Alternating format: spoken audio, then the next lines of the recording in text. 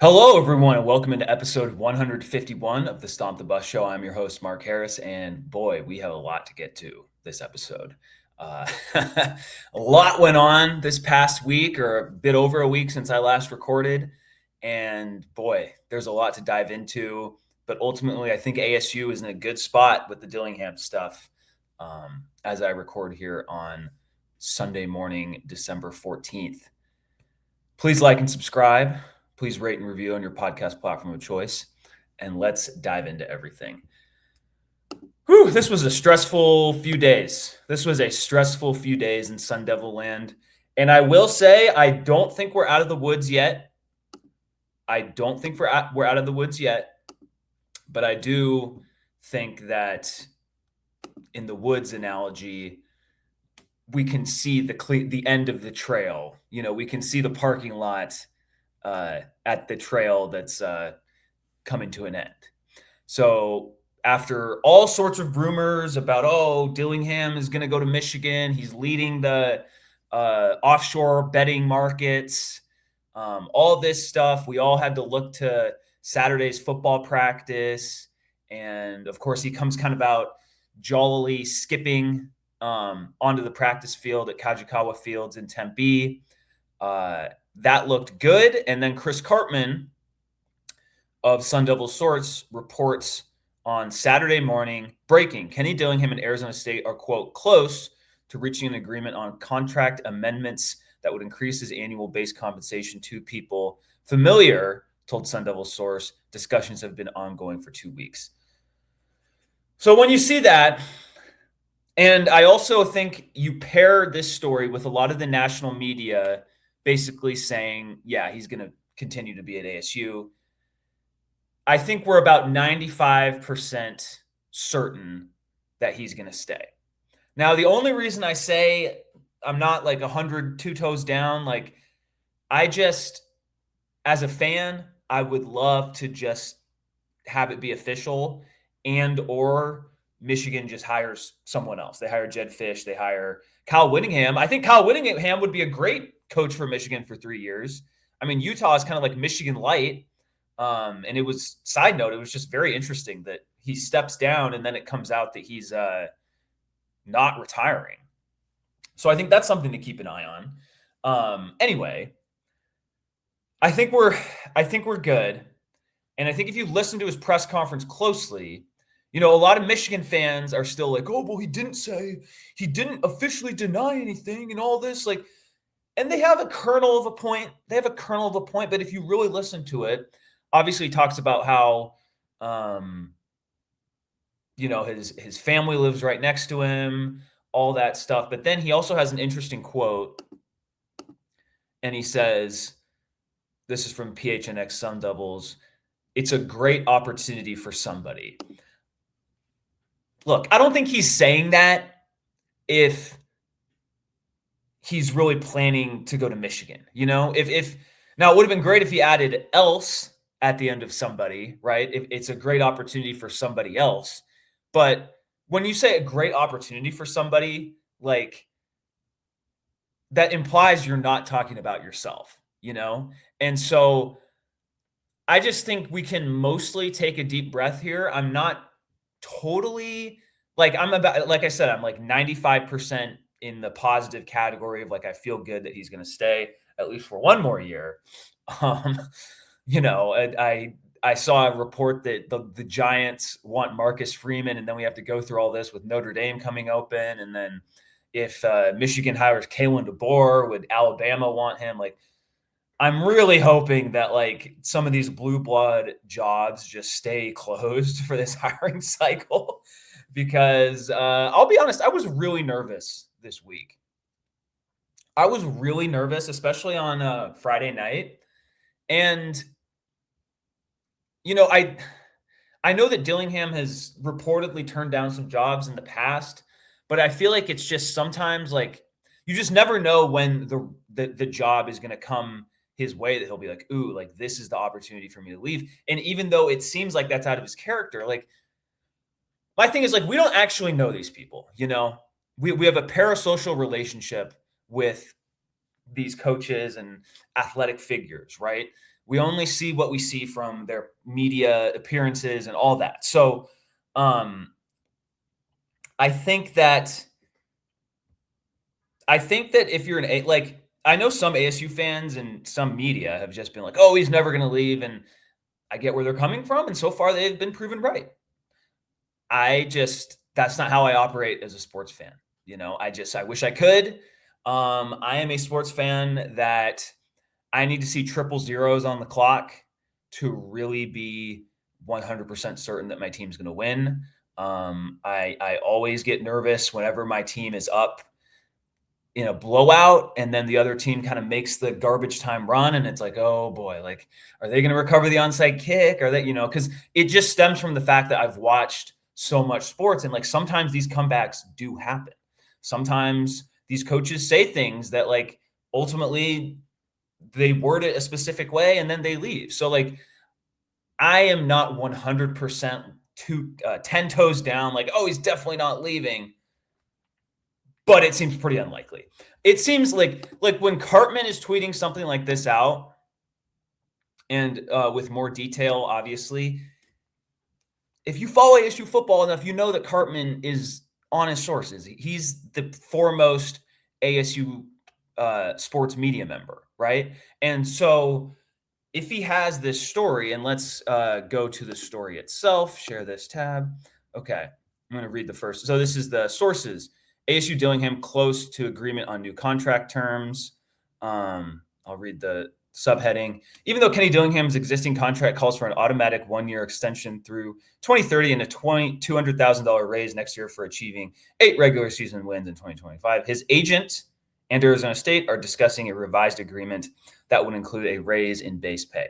Kenny Dillingham and Arizona State are close to reaching an agreement on contract amendments that would increase his annual base compensation. 2 people familiar with the negotiations told some Sun Devil source. I imagine one of those people is either Dillingham or his agent, and then I imagine another is Graham Rossini or someone in the athletic department.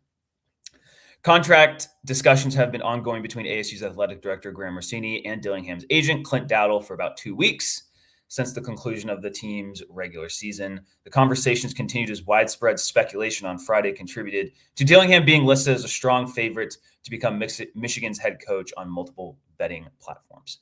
And then it dives into his previous contract that gives a raise every time he just, what does it say? 6 wins. That would increase his 2025 base pay of $5.8 million to $6 million next year, along with an automatic rollover extension of 1 year that will extend his agreement through December 31st, 2030. Even so, it's not as much as what some of college football's top earners will make next year and beyond. That is true. It goes into Kurt Cignetti, Lane Kiffin. So here's a good paragraph right here. Ongoing dialogue between ASU and Dowdle could lead to a boost in Dillingham's base compensation in a contract restructuring that would make the deal less incentive heavy. So more so guarantees, not as much like, oh, you need to win 6 wins. Any agreement on an amended contract would need to be approved by the Arizona Board of Regents. It's unclear whether an amended contract would include a higher buyout clause should Dillingham leave for another job, or any offset language regarding compensation should he be fired while still under contract. State law. And then it goes into his quote after the West Virginia game. I was never leaving. And a big thing is like, this is home, but you have to continue to push. And my job in running a program is to push and push and push until you can't push anymore. If I don't do that, I'd be cheating my players, all this stuff. He also said, following the win over West Virginia, Dillingham also touted the university's commitment to help resource the Sun Devils for success in an era with significant NIL compensation for football players, in addition to revenue sharing. It's an expensive time for college programs hoping to achieve sustained success, with Texas Tech's roster reportedly valued at more than twice what was spent on ASU's roster. Then it goes into some other stuff that we've previously talked about. So, okay, other incentives. So it seems like this is, again, close to getting done. Again, I am not completely like, this is open and shut. Like I am not there, but I think that like when you just kind of dive under the hood a little bit, in addition to this report from Chris Cartman on Sun Devil Source, and just I mean, Chris has just been killing it, man. Like he's done a great job covering ASU, and yeah, I mean, I just like it's he's been just really informative through all this. So I recommend subscribing to Sun Devil Source, even though I don't, but I also don't have that much money right now. So anyway, and I want to dive into some of that context. So obviously, there's the great opportunity for somebody quote. I don't think he's saying that like that's not something you say if you're like dying to leave. I just don't think so. And especially when you pair that with how Jed Fish, and I don't have that quote in front of me, but with how Jed Fish responded after Washington's win over Boise State in the bucked up LA Bowl, which I'm so glad ASU didn't end up going to. I'll dive into the fact that they're going to the Sun Bowl later. He didn't give like any sort of straight answer at all. Dillingham, like, yeah, Dillingham didn't say 100%. He didn't 100% say I am staying at ASU and I'm not going to Michigan. But he basically said everything else, and obviously that plays into the fact that like getting a better contract, maybe securing more NIL guarantees, more revenue sharing from the university, all this stuff. So I get that. And then when you kind of look at some other stuff that's been out on social media, not coming from Michigan fans or some of the media that are literally trying to get Michigan to have Kenny Dillingham, JD Pickell of On3, that bum, that absolute bum. He's trying to literally quotes, he's trying to will Kenny Dillingham to Michigan. Screw you, man. You're the most unentertaining college football.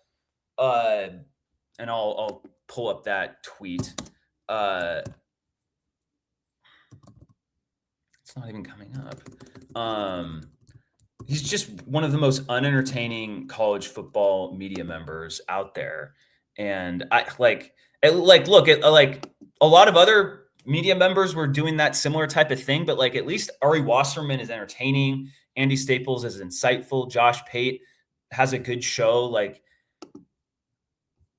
that kind of stuff. Like at least I can understand that. But JD Pickell, who just I mean, look at this.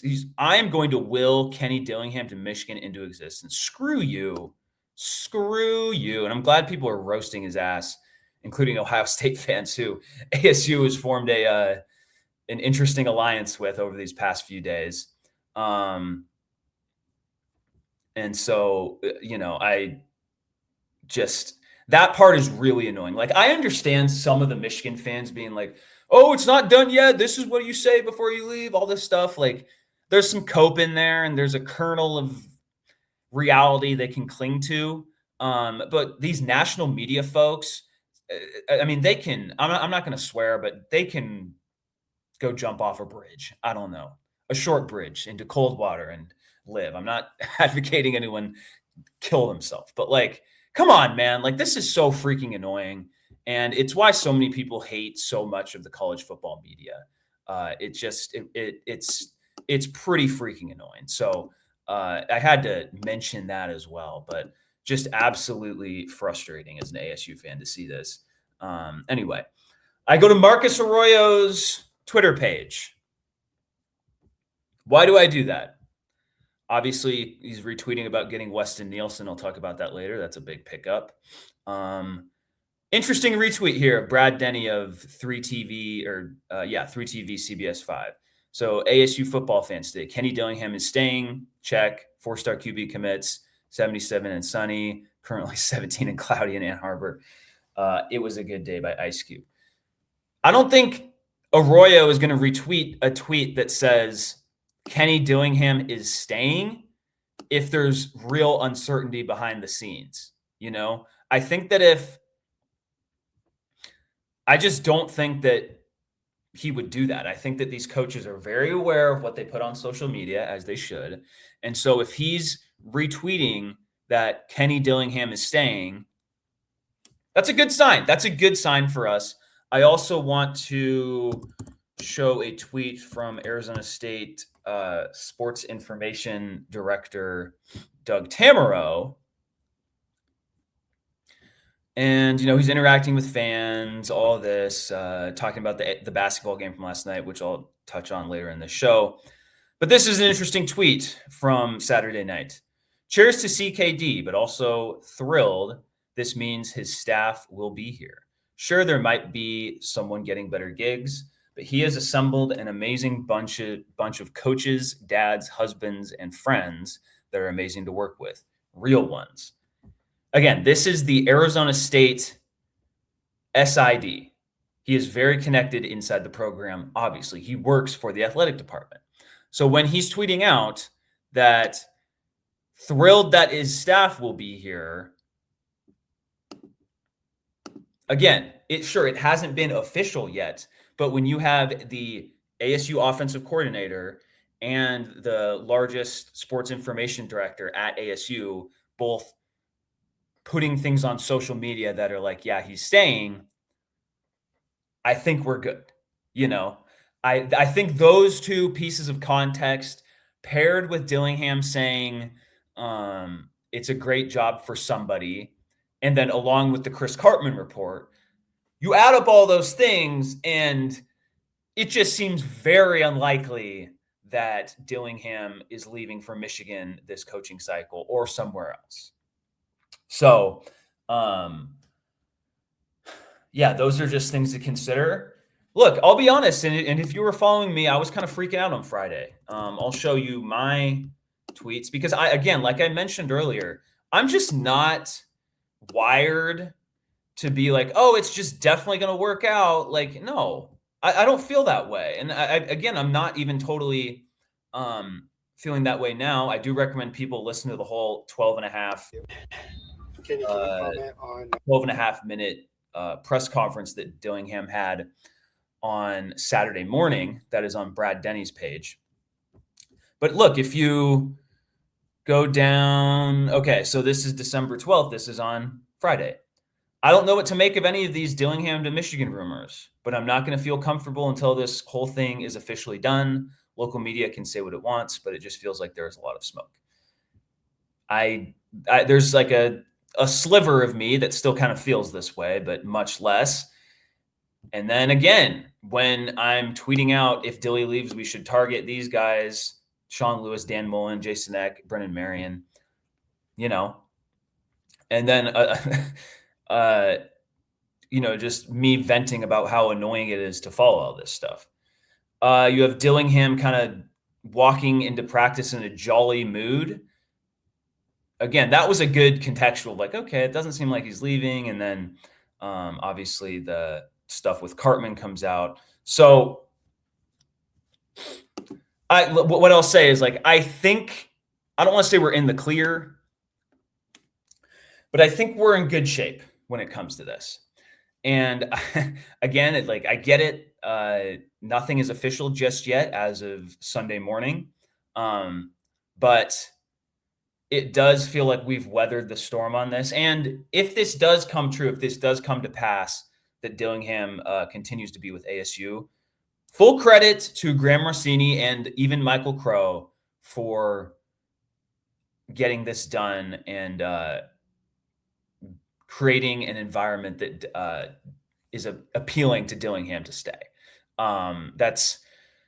Look, I mean, as an ASU fan, it's really tough to have confidence in Michael Crow when it comes to football or other high-level sports. There's just no way around it.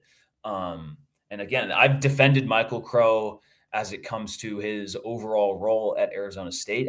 Obviously, he's done a good job on the academic side, and that is his main role as university president. But we all know that having a good football program is great for the overall brand. It is the forward-facing enterprise of a school, whether you like it or not, right? And additionally, if Crow, I don't want to say got in the way, but got in the way / didn't do enough to keep Dillingham, I'm sorry, that would be an enormous stain on his legacy. And it would be something that people bring up about his legacy, fair or not. Fair or not. Um, this is the world we live in. Some of the stuff with how much college football coaches get paid is kind of icky. I get it. Like, I'm not totally like against his viewpoint on this stuff, but it would be just a huge blow for the football program, obviously, but also just for the university. And it would be a bigger perceptual blow than like, who even knows? Like, let's say Dillingham does leave, knock on wood. I mean, or that obviously, I don't think that's going to happen, but the perceptual impact of him leaving might even be worse than like the actual on-field impact of him leaving if they hire like Sean Lewis, who's a good coach, proven coach at Kent State, San Diego State, or they hired Jason Eck, a proven coach at Idaho and New Mexico. One of these guys, they could turn it around and have a great year. And even though the stadium wouldn't be as full, like U of A did this year, it would just still take a bit for people to get back on board. And people would also feel so like, oh, I can't trust this. Even if we do have a good coach, if Dillingham left, then Eck will leave or Sean Lewis will leave. And so I get that from the ASU fan perspective. But it doesn't look like we're going to have to deal with that. Now, what I will say is with Dillingham almost certainly staying, this is just something we're going to have to deal with. And that is pretty annoying, I will say. Like I said, like if the New York Giants try to get Marcus Freeman, who knows if Dillingham would be a fit at Notre Dame, but his name would pop up. If Kalen DeBoer leaves Alabama to go to Michigan, Dillingham's name would pop up, although that feels less likely. I don't think that Alabama would want to get another coach from the West Coast, but who knows? And then another one, like, let's look ahead for a year. Florida State, it seems pretty unlikely that Norvell is going to survive one more year in Tallahassee. Well, that one actually has a very like obvious connection. And Florida State does have some money issues, right? Like that's why they're retaining Mike Norvell. And obviously they're a huge brand, but they are not in one of the big two conferences as of this moment. And so that is something that maybe that helps ASU. I don't know, but that's something to keep an eye on in the future. And then also like there's a lot of USC fans who aren't too happy about Lincoln Riley. Well, as an ASU fan, like I don't want USC to succeed, but I kind of do want them to succeed just so Lincoln Riley doesn't go anywhere in the near future, because I do feel like Dillingham to USC, like that's something that actually really scares me, And so these are things we have to worry about. It just feels like every offseason.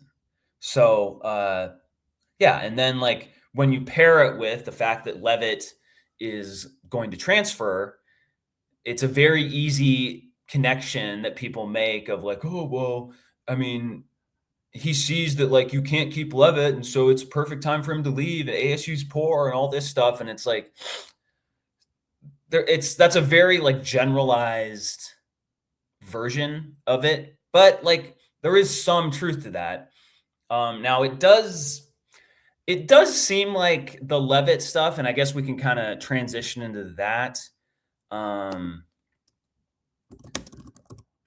We can transition into that. It does seem like it's not 100% about money. Now, if they paid a bunch of money to keep him, then he would probably stay. But it does feel like there's some family drama, to keep it light, and also just Leavitt's concern that there might not be a good enough roster around him, which I think is somewhat fair. Although I would say, look, man, you just had Cam Scadaboo. You're the first year you were here, and he was awesome. You're going to have you had a first round wide receiver in Jordan Tyson. It'll be interesting to see how this draft plays out, right? Like Maxi Inachor is going to get drafted. Shimon Mateer, we'll see. Rayleigh Brown, who knows if he's going to stay? He might transfer. He might go to the draft. That's kind of up in the air. But, it's not like Sam Leavitt has had horrible talent around him the first 2 years while he's been at ASU. Now, I do get the concern of like, okay, well, it's uncertain of what's going to be in 2026. So I do think that kind of plays a role into it. Another thing about him leaving, before I dive into the banquet stuff, is like, Ralph Amsden did a Twitter Spaces on Friday night as a lot of the Michigan stuff was percolating. And at the end, once kind of the Michigan talk had subsided, or the Dillingham rumors or whatever, there was an interesting tidbit. And it's like the last 9 minutes of his Spaces. You can all go back on his Twitter page and go listen to the recording. He basically talks about that, like, Sam Leavitt has this interesting deal with a energy drink company that supposedly helps cure COVID, and that basically that like the ASU athletic department doesn't really want like that type of influence with him. That's a quick version of it. And that's just, to me, that's just kind of like a weird thing, and I don't know. I just recommend everyone, especially listen to like the last 9-10 minutes of Ralph Amsden's Twitter Space recording from Friday night, December 12th. It's just like, oh, okay, this is an interesting little factoid that hasn't really come out through the media, and that's not really about money. It's just more about like a weird NIL partnership that he's with, and so that could play a role into this. Anyway, go back to the banquet, because I obviously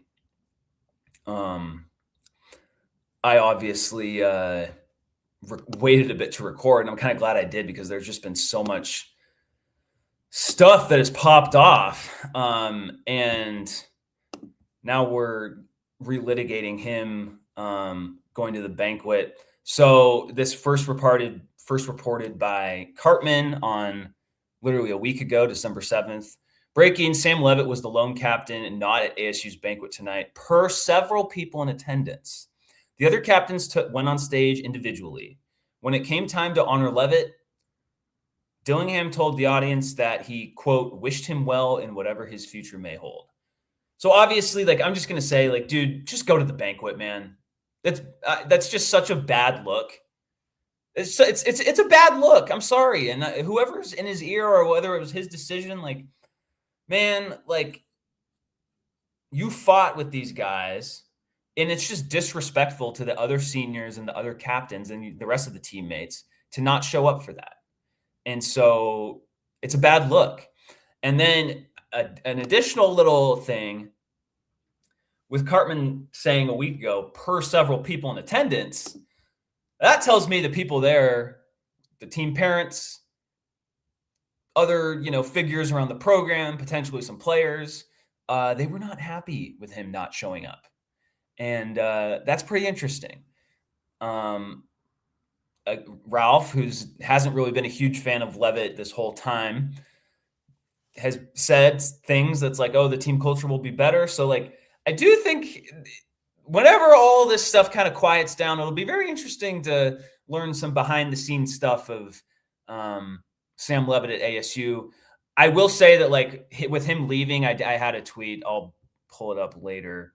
And I do think it's interesting that Cartman also kind of editorialized, basically saying that it's a bad look. I'm going to go to my page. Let's scroll down here.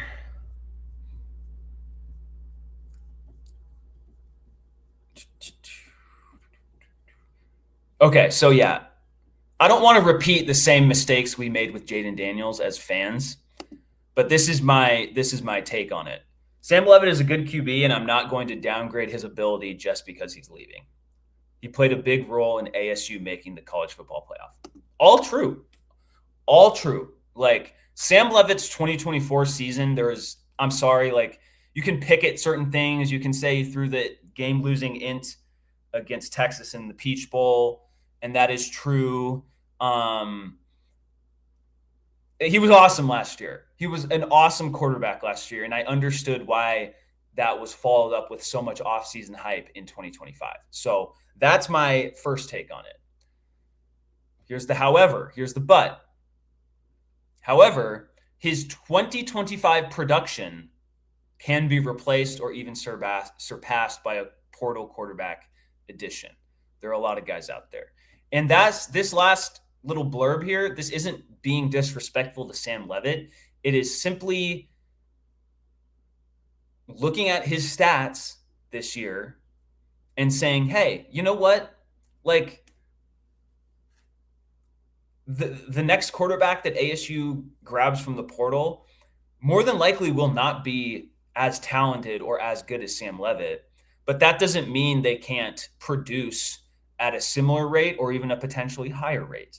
And so that's one part of him leaving. And then I also had another opinion that I hadn't really seen a lot of people say, and I tweeted this out earlier this week. One thing about Leavitt being absent from the banquet that isn't being talked about much. Him not going to the banquet gives the general public a very easy thing to criticize about his departure. That will be the thing people point to more than just him leaving. And then I followed up with, I think most fans understand the money part, even if some don't like it. But people will say, quote, oh, he didn't go to the banquet as one of the first things they remember about him. Personally, his great 2024 season should be remembered in this, but lots of people will be quick to diminish it. And my point with this is like, by not going to the banquet, you give people a very easy thing to just say, oh, he didn't go to the banquet. That's what people are going to remember. Fair or not. Fair or not. And so I do think like, because when it was kind of announced that like, or the rumors came up that he was going to transfer with the On3 report and all that, there's first the like, oh, I don't want this to happen. And then there's people that were like, okay, well, we kind of thought we expected him not to be back for 2026 anyway. Now, granted, it's because we were hoping he would go to the NFL draft. But I think when not going to the banquet gave all these people an extra reason to be mad at him. And I just think if he had a PR staff, if he had an agent who wasn't his volatile older brother, I think that they would have advised him, hey, you know what, just go to the banquet, just have a final celebration with your teammates, and then enter the portal after that. So I just think it was a bad public relations mistake by him. Okay, still sticking with football. There have been some guys hitting the portal. Now, I'm not going to go through every player, but there are a few that, that kind of stick out. Obviously, Leavitt hasn't officially entered, but he's going to leave. Josh Atkins hitting the portal. That was an interesting little tidbit, considering everyone thought that this was his last year of eligibility. So, good for him hitting the portal. And then Javen Robinson at corner as well. I kind of put those guys into a bin of like good, solid college football players.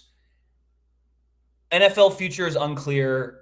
And so I totally understand why it's like, you know what, I need to cash in one more time. I don't know what my NFL future is going to be.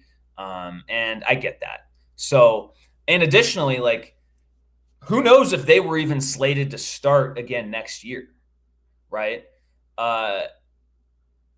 So I think those were interesting. You've had a few more guys. You had Sean Naa transfer. Okay, like he's been a backup offensive lineman. He got surpassed by some of the younger interior offensive linemen, so that makes sense. Who are some other guys that have transferred? Zechariah Sample. That one kind of hurts because he is a young player with upside. Being our punt returner this year. He's also been a guy like he also has gotten open a few times this year. I mean, he got wide open in the game against Houston, and Sam Leavitt either underthrew him and recognized it too late in the play, and it was an incompletion. But that was literally a game-changing miss right there. So Zechariah Sample, that one hurts a little bit. Alford entering the draft, I found that interesting, but I guess he has a good enough scouting, a good enough background. But I would say really like the only big loss right now is probably, aside from Leavitt, is probably Sample. So we'll see how this plays out. There's still a lot more comings and goings of portal entrants or not, people coming to ASU or not. So that'll be something to watch. And again, it's just another reason why just the whole month of December is just a giant stress ball for college football fans who are paying attention, because it's just, you just never know what's going to happen. So I might have forgotten. You know what? I do think there was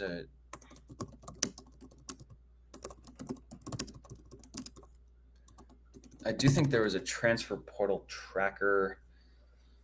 Oh, let's see. Arizona Sports. Let's see if it's on here.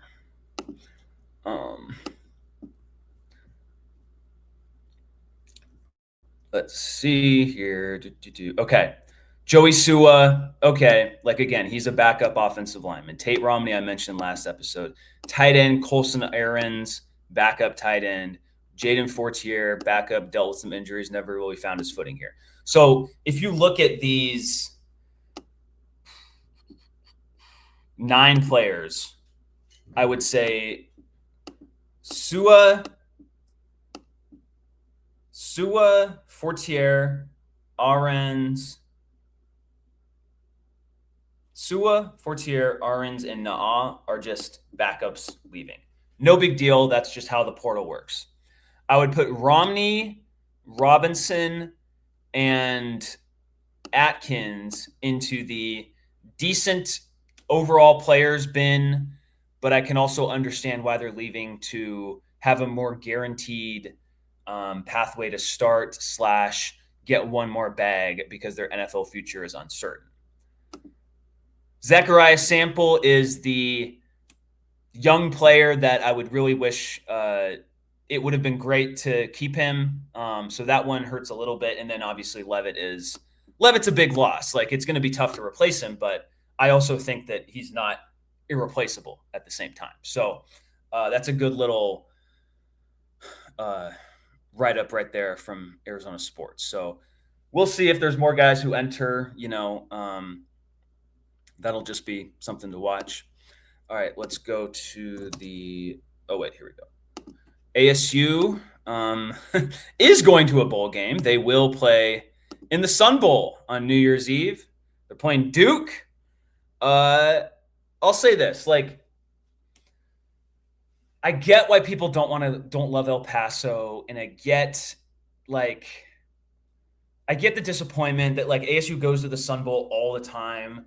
I think just in my 10 years of, or maybe a little bit over 10 years since 2014 of being a fan of ASU, I believe this will be their 4th trip to the Sun Bowl, because there's 2014, 2017, 2019, and now 2025. So that's a lot of times they've gone to the Sun Bowl, and it's not the most glamorous game. I get it, but I still think it is a better trip than it basically was looking like either ASU was going to go to the LA Bowl, which was last night, UW beat Boise State, or the Sun Bowl. And I wanted them to go to the Sun Bowl because I didn't want this year to end with a potential loss to a Mountain West team in a bowl game. I just didn't. And I know that UW beat Boise State. Who knows how the matchups would have worked out with ASU? I mean, we're going to start Jeff Sims in a game. So UW was starting, Damon Williams and Denzel Boston, a likely first-round receiver in that game. I don't really know why Boston played, but good for him. So anyway, there was also a chance that ASU could have played Clemson in the Sun Bowl, which that just would have been cool. Now, you do get to play the ACC champs. So there is a reality where ASU has wins over the Big 12 champs and the ACC champs in one season. Of course, Duke has 5 losses in just one of the weirdest Power 5 conference championship wins in recent memory. And of course, their 5 losses are the reason why James Madison is in the college football playoff. So anyway, when it comes to this game, little surprised that okay. Duke is favored, and they should be. I mean, Darian Mensah is a great quarterback. I mean, 30 touchdowns, 5 picks. That's awesome. They have good players. I bet this Barkate guy will play for them. I don't really know if I expect ASU to win, especially we don't know what their roster is going to look like. It looks like Jeff Sims is going to be playing a lot in this game. I know a lot of fans want to see Cam Dyer. I'm kind of fine with Jeff Sims playing in this game, having his kind of college football swan song. I don't know really and also I think Cam Dyer will play in this game. So I'm kind of okay with Cam Dyer I'm fine with Cam Dyer not playing the whole game, I guess is what I'm trying to say. And we don't really know. All we have on Cam Dyer is just complete potential. We have no idea what he looks like. With Jeff Sims, we know what he is. And granted, that's up and down and there's turnovers, and I get it. I'm not trying to tell people that they should be happy with Jeff Sims playing, but I also understand why the coaching staff would want him to play. And Dillingham mentioned, previously that this is an opportunity to win our 20th game in a 2-year stretch. That's pretty cool, and get, a bowl win over a good team. That would be a pretty fun way to go out. And again, with the Sun Bowl, they do a really good job. I think it's a cool venue. And I also like that it just feels like a bigger bowl than the LA Bowl or all this kind of stuff. And I like that it's on, it has its own slot on CBS. So, my only take is I think the Devils will win. I'm sure that joke won't be made a bunch of times. All right, done with football. Touched on a lot there, but now we move into basketball, where the Sun Devils, the men's basketball team and the women's basketball team, speaking of 20 wins, they're combined 20-2 on the season. Obviously, the women's team is doing incredible at 11-0, and the men's team followed up their trip from Maui with 3 more wins. They beat the snot out of Oklahoma in the Suns Arena. What would that be? Over a week ago. shows you my dedication to recording, that I've gone that long without putting up an episode, but kind of glad I did. a lot of stuff to touch on. ASU shot the lights out from 3. They were up 47-28 at half, almost up 50-28 if Bryce Ford shot his half-court heave half a second later, but didn't end up mattering. ASU ends up winning 86-70. Mo Odom, another great game. Pig Johnson, man, this dude is so fun. He's so fast. And how much is he scoring per game? Scoring 13.5 points per game. Feels like that's less. He must have had a few stinkers in there. I'm kind of maybe it hasn't updated from the Santa Clara game, which I will get to. He's been just a spark plug off the bench. Mo Odom just completely directs traffic so well. And then you have all these other guys, and I think this is something that shows up in the box scores a lot. It's a lot of 9 points from Mukeba, 7 points from Joplin, which is low for him. You got guys scoring 6 points. It was cool to see Marcus Adams score 11 points. Gerbovich gives you 11. It's a very balanced attack, and I really like that. And this is why I'm a little bit more bullish on this team in Big 12 play. It just feels like the team is just more connected. It just feels like a more cohesive unit, and a lot of that is due to Odom and Mayusin, I'll add, in the backcourt. It just feels like they make the right pass more often. They get more guys involved. They get good looks from 3. So many frustrating ASU teams have just done these just stupid ISO pull-up threes, and it's just unwatchable basketball at times. So you really saw that all come into fruition against Oklahoma on December 6th. Obviously, they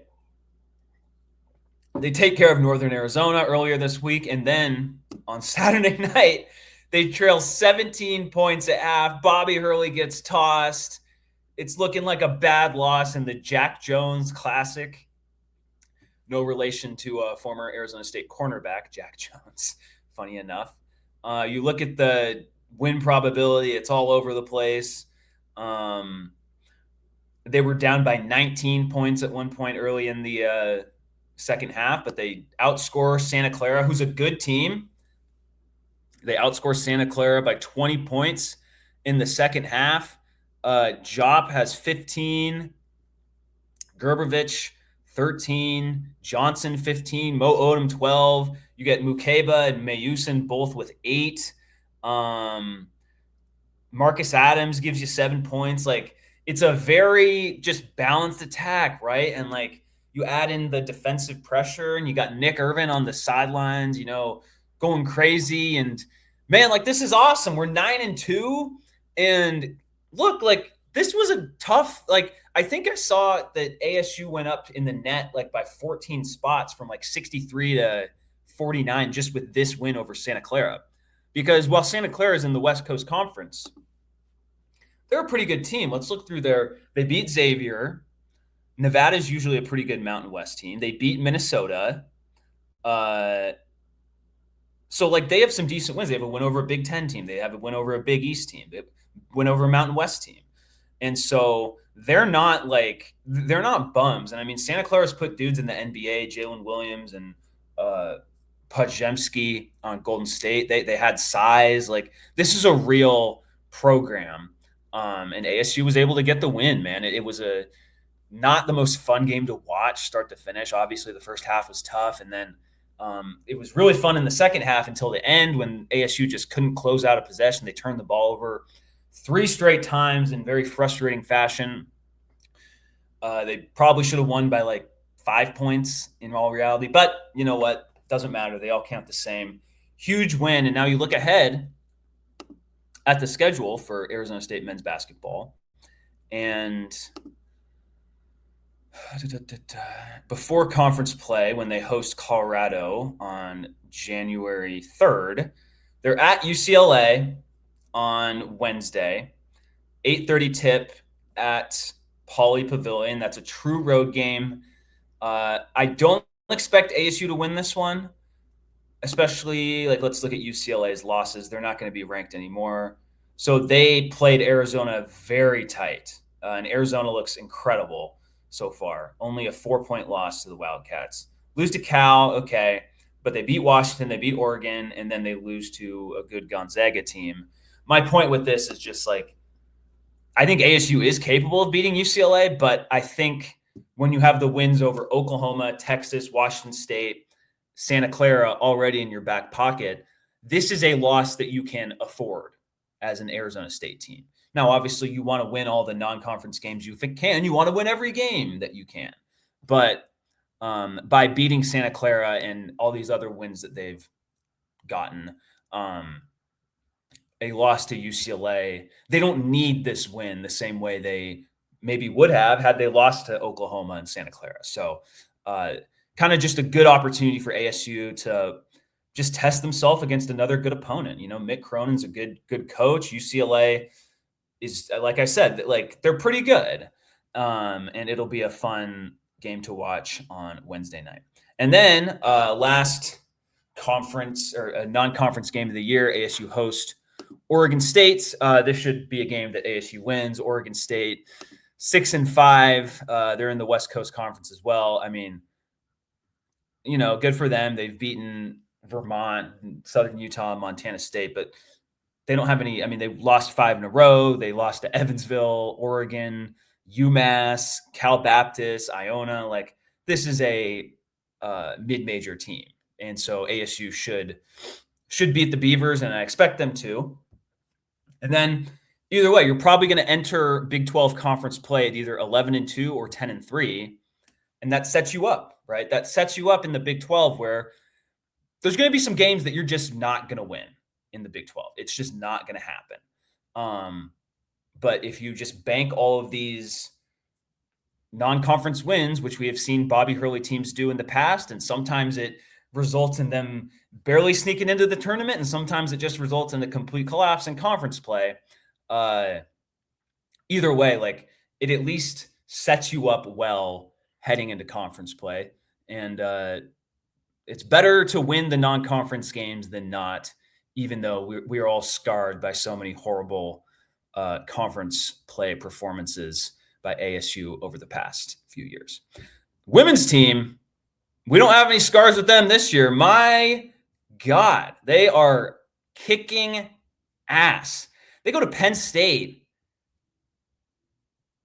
and they have a 20-4 lead or 20-4 run in the second quarter.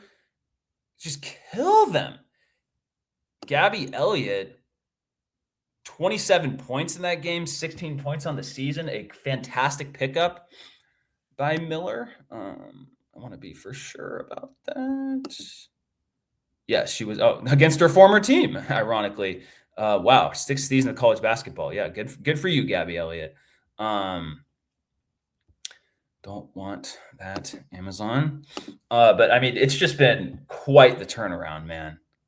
I mean, Molly Miller, like this is so far the best achievement of Graham Rossini so far is hiring Molly Miller, 11-0. And sure, like not all of these opponents that they faced are awesome, but they're beating them soundly. They beat, San Francisco 67-44, McNeese by 10 points, 30-point win over Southeast Missouri, 18 points over Little Rock, big win over Utah Tech. Obviously, the UNLV, they had the last second buzzer beater, right? But you get the win over Penn State. You're at Oregon State. They have a good women's basketball program, but not as good this year, right? 6-4. Gonzaga is usually a good opponent, but again, they're 6-4 too. So like this team could easily get to 13-0 entering conference play. And I don't think the Big 12 is quite as much of a grind as other leagues in women's basketball. So hat tip to Molly Miller, just doing a fantastic job. And, it's great that, look, I mean, it just wasn't good, the previous coach under Arizona State women's basketball. So really like seeing the quick turnaround there. A few more stuff happened over the weekend or in the past few days, and I want to get to it. So let's first talk about Arizona State volleyball, which they lost earlier this week to Creighton in the Lexington, Kentucky regional. Tough loss for them, obviously, but I mean, you can't really be that upset about it. Like 2 straight Big 12 championships for Arizona State volleyball. You lose to Creighton. You'd rather go further, but you know what? Like JJ Van Niel has done a great job with this program, and it's just awesome to see them consistently in the playoffs, consistently moving on in the playoffs, getting past the first round, which they did. And so hat tip to them. I trust that they will continue to be good in the future. And then Arizona State hockey. They lost to number 5 ranked Duluth on Friday night, but then they win 6-3 on Saturday. And they needed that, man. Like ASU hockey, as I've mentioned, like they have struggled a little bit out of the gate.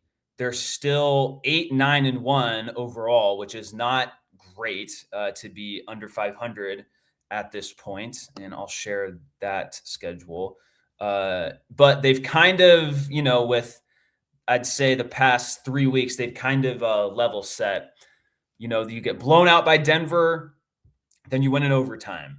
You beat Ohio State twice in overtime, and then you lose to Duluth, and then you beat him 6-3. So it's like, okay, like they're staving off really like elimination, I guess. And I know it's kind of hyperbolic to say that early, but it kind of feels true. And now they kind of have an opportunity to like really stack some wins. You can potentially beat Dartmouth twice at the end of December, right? You got a long time to 2 weeks off for 2 games against Dartmouth. So if you get that, then you're 10-9-1. And then if you win, Michigan Tech, Alaska Anchorage, you get some of these games, you start to stack wins here. And then you play Miami and then North Dakota. And so like there's opportunities for them to really stack some wins. And I think this little tough stretch hopefully made them better. So hockey hasn't been the greatest season so far, but they're riding the ship. All right. Well, that concludes episode 151. Ideally, nothing broke while I was recording. That would show up in my text messages, and nothing did, so that's good. Yeah, I hope that we're kind of out of the woods here with the Dillingham stuff, the rumors. You never know, but I think we're in good shape. And I mean, I hadn't even mentioned the fact that ASU got Weston Nielsen, the 4-star quarterback out of Texas. I mean, that's an interesting sign as well. Like, I don't think this guy is committing to ASU if he like Dillingham would have to tell him like, hey, I'm going to stay here for him to truly commit, even though he's been linked to ASU for a bit. Like, that's a great start to the 2027 class. You got the 4-star wideout from Chino Hills, California as well. And so to start off 2027 with 2 4-stars, again, still a long way before that becomes official, but it's still a good trajectory with that. And I think Weston Nielsen committing to ASU, like, I do think that's a stealth sign that Dillingham isn't going anywhere. So, if it weren't for all the noise on social media and all these salty / coping Michigan fans who were still kind of like, oh, I think he could still go, I think we'd feel a lot better, but there is still that air of anxiety, at least for me. But we'll see how it all shakes out. So I'm not too worried. And I think generally good things are ahead for the football program. It will be interesting to see who ASU brings in as a transfer quarterback. There's a lot of guys out there. There's probably some guys that are under the radar that maybe a backup at a power school that didn't get on the field, but still has a good profile. And so, or maybe you get a guy like Colton Joseph. And if you getting Colton Joseph would be freaking awesome. That dude can scoot. So we'll see how that plays out. But yeah.